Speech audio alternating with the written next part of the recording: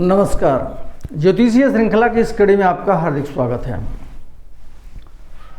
अब हम स्त्री की कुंडली में त्रिशांश फल का अध्ययन करेंगे। त्रिशांश क्या होता है, ये वर्ग कुंडलियां बनाते समय हम इसका अध्ययन किए थे। इसको D30 भी बोलते हैं।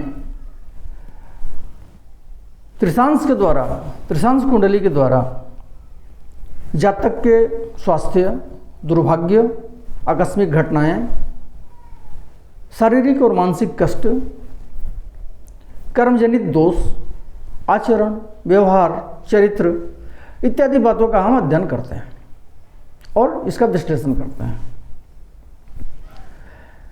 त्रिशांश कुंडली बनाने में, कुंडली बनाते समय जातक के जन्म समय का सटीक होना बहुत आवश्यक है, क्योंकि जन्म समय में हल्का सा भी हेर फेर पूरे चार्ट को परिवर्तित कर सकता है, जिससे उसका फल का सटीक विश्लेषण करने में सुविधा नहीं होगी या गलत प्रेडिक्शन हो सकता है। इसलिए कुंडली में जन्म समय का सटीक होना बहुत ही आवश्यक है।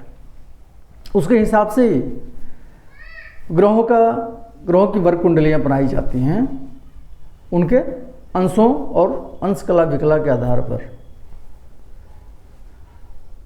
उनके स्पष्ट के आधार पर। त्रिशांश कुंडली के सभी ग्रहों और भावों का विचार नहीं करके स्त्री की कुंडली में अभी हम सिर्फ लग्न और चंद्रमा पर फोकस करेंगे। मुख्यतः ये दो चीज़ें कुंडली की मुख्य बातें होती हैं। लग्न और चंद्रमा पूरी कुंडली को रिफ्लेक्ट करने में बहुत इनका अहम योगदान रहता है। इसलिए हम सबसे पहले इन्हीं की बात करेंगे।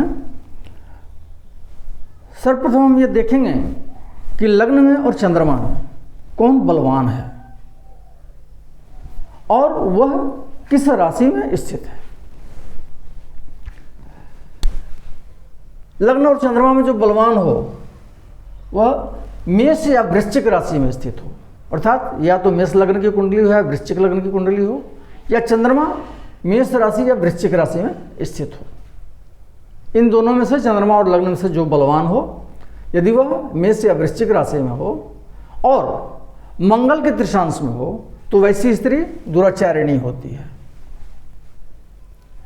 यदि बुध के त्रिशांश में हो, कौन? वही चंद्रमा और लग्न में जो बलवान हो और मेष या वृश्चिक राशि में स्थित हो। यदि वह बुध के त्रिशांश में हो तो स्त्री मलिना होती है। मलिना मतलब मलिन स्वभाव वाली, मलिन मैले कुचैले वस्त्रों को धारण करने वाली है, उसी तरह से रहने वाली। यदि बृहस्पति के त्रिशांश में हो तो ऐसी स्त्री गुणवती होती है।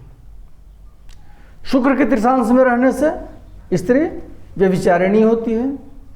यदि शनि के त्रिशांश में हो तो वैसी स्त्री नौकरानी होती है। सूर्य और चंद्रमा का त्रिशांश नहीं होता है, यह हम जानते हैं। कर्क का और सिंह का त्रिशांश नहीं होता है।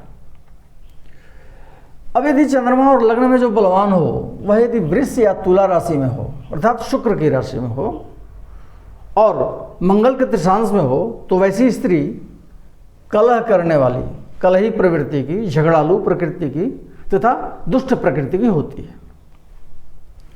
यदि बुध के त्रिशांश में हो तो स्त्री सभी कला, संगीत, गायन, वादन इत्यादि में प्रवीण होती है। यदि बृहस्पति के त्रिशांश में हो तो स्त्री सचरित्रा और पुत्रवती होती है। यदि शुक्र के त्रिशांश में हो तो स्त्री पांडित्य से परिपूर्ण, देखने में सुंदर और लोकप्रिय होती है। और शनि के त्रिशांश में हो तो ऐसी स्त्री पुनर्भू अर्थात दूसरा विवाह करने वाली होती है। अगले वीडियो में हम लग्न और चंद्रमा में जो बली हो उसके अन्य राशियों में रहने से और उसके किस त्रिशांश में रहने से क्या फल होगा, इसका हम अध्ययन अगले वीडियो में करेंगे। नमस्कार।